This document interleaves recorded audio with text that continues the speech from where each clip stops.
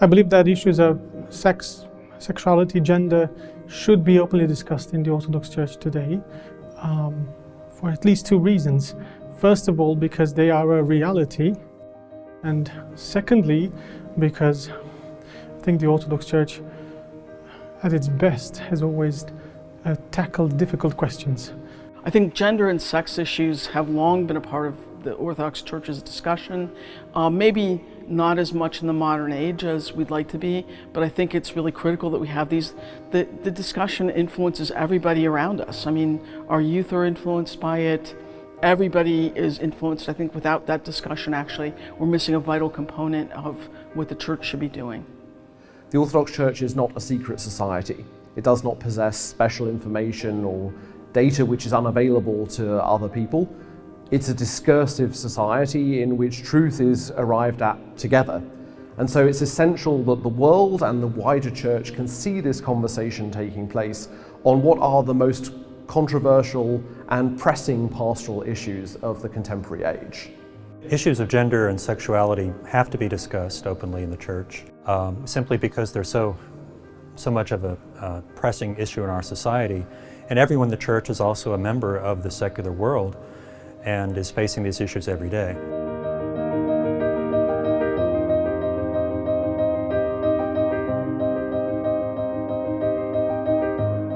The basic teaching within the Orthodox Church on sexuality is, in my view, not controversial at all. It's very clear. We teach that sexuality is a gift from God and that it can be a source of grace and holiness, but it is to be used only within the sacrament of marriage between a man and a woman. Now, that teaching, in my view, has not changed, but that, of course, means that all sexual activity, whether heterosexual or homosexual, outside marriage is, in the teaching of the Orthodox Church, not approved of.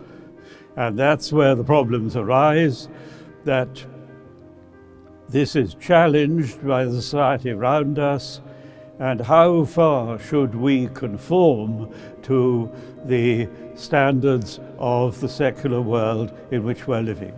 They are controversial, and they're becoming more controversial because Orthodoxy is encountering modernity. It is, in its liturgical consciousness, it hasn't really changed. Its basic liturgical texts and its spirituality and its theology have by and large remained the same, and they were in a way put down into print and published in the beginning of the early modern period. And so they reflect, as it were, a lost universe. And this still goes on. But we are now, as it were, thrown or thrust into a late modern, a late form of capitalism, which has all these different challenges, hyper-individualism, hyper-rationalism, and Orthodoxy is no exception. It has to deal with these difficulties, and there are major controversies, because how do you remain true to the tradition of the Orthodox Church, but still deal with the fact of these major issues and the existence of LGBTQ plus people who are Orthodox and who wish to be full members of that communion. One reason that issues of gender and sexuality are so controversial is that Orthodoxy as a global religion comes from so many different cultural contexts. And within each of those, the Church is not somehow removed from the surrounding environment. It's dependent upon those values and shaped by them, and then also in turn shapes the society around it. And it's also steeped in a historical tradition where things like same-sexual relationships had very different meanings from how they're understood in a modern context. So things like gender and sexuality within marriage, outside of marriage, the age for marriage and sexual practices has shifted so much throughout the history of Christianity, and I don't think Orthodox Christianity has done a sufficient job in keeping up with that conversation in a way that has been consistent. So there's some fracturing that goes on. Additionally, there are people that have come into Orthodox Christianity specifically because they see it as a place that reflects conservative values, social values. And they might be leaving, in terms of conversion, leaving another religion behind and finding some sort of refuge within Orthodox Christianity as some place that reflects certain political and social positions that they find appealing. And for those individuals, it's very problematic then for the church to take a more liberal standpoint. But there certainly are pockets within Orthodox Christianity that see the primacy of love and care for the individual person in a way that would result in an inclusion, greater level of inclusion and acceptance. What has struck me, I suppose, most of all is that the Orthodox Church is coming rather late to a debate that's been raging in other churches for a much longer time, probably because the Orthodox churches are more rooted in Eastern Europe, which only slowly has had to confront the issues raised in the West. But I think what's most struck me in the conference, if I was really honest, is the two things that don't really easily relate to each other are coming into confrontation, that people are profoundly committed to Orthodox spirituality and asceticism, but sometimes also they want to relate to modern norms, and perhaps there's a very, very understandable sort of pastoral sense of we've got to deal with these people's problems. But I think perhaps an insufficient critical investigation into why people have those problems and whether those problems are really the problems that people think they're having.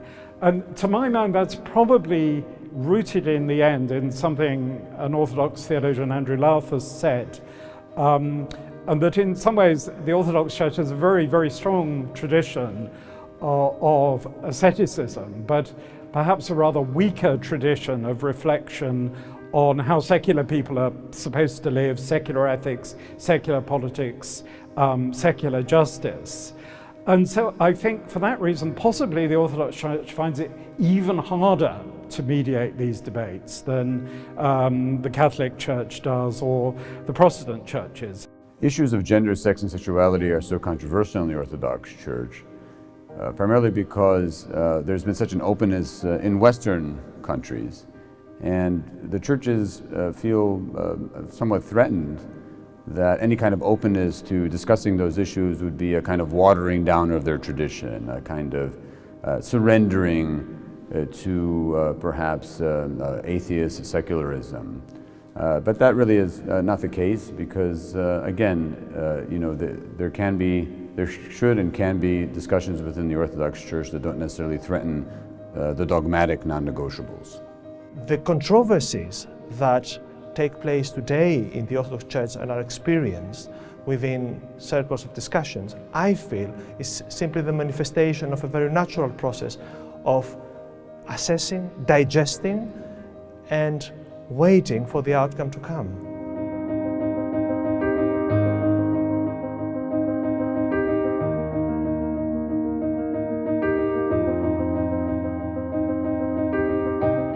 So with regard to the questions we're discussing, gender, sex, sexuality and so on, and what remains to be discussed, and what are the big challenges in what remains to be discussed, I suspect it's almost everything. We're having to think about ourselves. But it's not even just questions of what is it to be male, female, where does gender, sexuality fit into it. Increasingly, the question is, what is it to be human? In an increasingly transhumanist, post-humanist society, well, what is it to be a human being anyway? So, many fundamental questions remain. I don't know that the Orthodox Church has been conclusive in addressing any question related to gender and sexuality.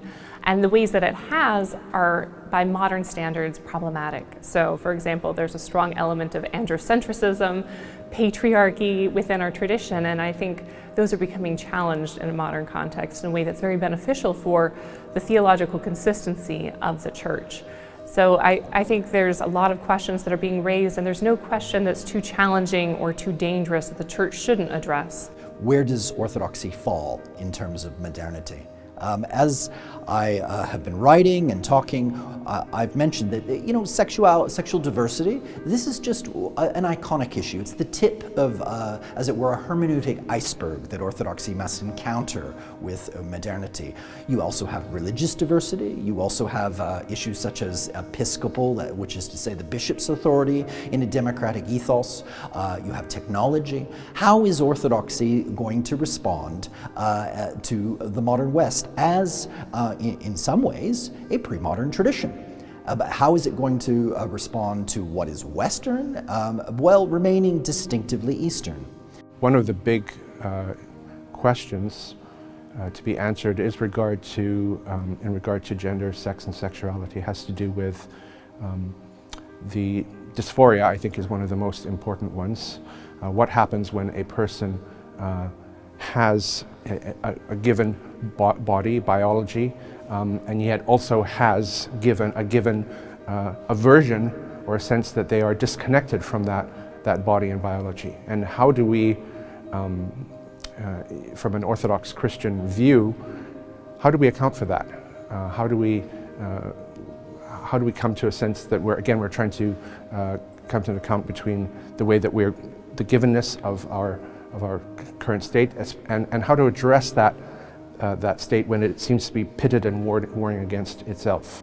There are so many questions and challenges that regarding sex, gender, and sexuality that the Orthodox churches need to continue to address. We're only beginning this discussion. There's issues in terms of how to pastorally care for people within the church, the more theological issues. There's also the political issues, the way the churches are using this, especially within the Eastern European countries, as this kind of red line, this kind of dividing line over and against a kind of an imagined sort of liberal secularism, in my opinion, and whether in fact to use this particular issue as this kind of geopolitical a way of configuring relationships, I think is all these questions are still things that very much need to be discussed within the Orthodox churches.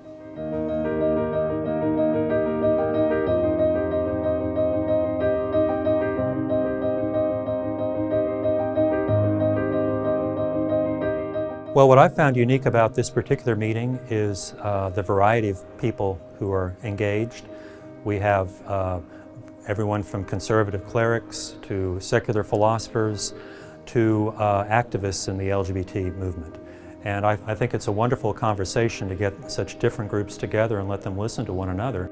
What I note as different is the quality of togetherness of people from lots of different countries and from quite different backgrounds, with a mixture of really quite conservative and really quite liberal opinions, having been able to share space so far at least, and long may it continue, charitably.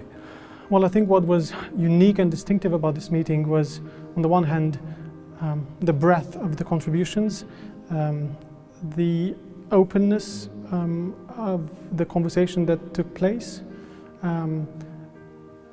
the quality of those contributions, in the sense that the contributors were experts in their field. They were very informed contributions, but also very sort of personal contributions, in the sense that people were deeply involved in what they were saying, both as researchers but also as members of the church and as Christians, fundamentally as human beings.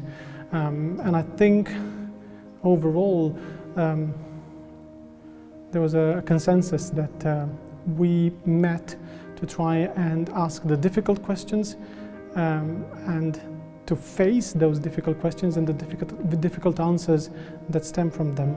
And I think that is unique. It involves a degree of vulnerability on both sides of this conversation. And I think that's quite rare these days.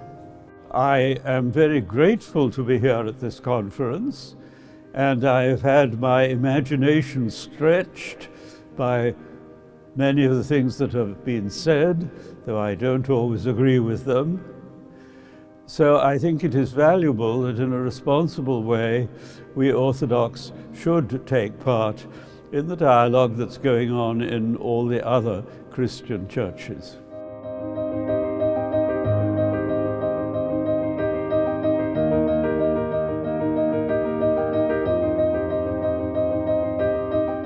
I hope that this meeting will provide overall a space in which people who usually don't meet can meet together, and that they can begin to build relationships of trust, which mean that they don't see one another as the enemy or some kind of embodiment of straw man positions, but as real people with real concerns, which are deeply held and often formed from deep reflection. And so this is a space for that encounter to take place. Right now, I don't think we're likely to see the Orthodox Church make big pronouncements, big changes in its approach. In fact, I would say the Orthodox Church doesn't make many pronouncements anyway. But bringing people together to discuss all sides of an issue, that dialogue needs to begin and needs to be continued over and over again. What I hope can be gained through this meeting is the beginning of a process of being able to talk with peace, with love, with compassion, and listen to people of differing opinions. And particularly, I would hope that there is a process where Orthodox can begin, particularly Orthodox such as myself, who are clerics, listen to people who self-identify as LGBTQ+, and hear their stories and understand their pain, and entering into a position of deep pastoral compassion for them. Now, I don't believe that I in any way have the authority to be able to, and wouldn't try to change the teaching of the Orthodox Church. But that doesn't mean that I do not have an obligation to love people where they are, and hear them, and listen to their voice. At the same time that I am a witness to the extent to which I can, to the mind of the Church and to its traditions. And so this is a process. It has to begin somewhere, and I hope that it begins here.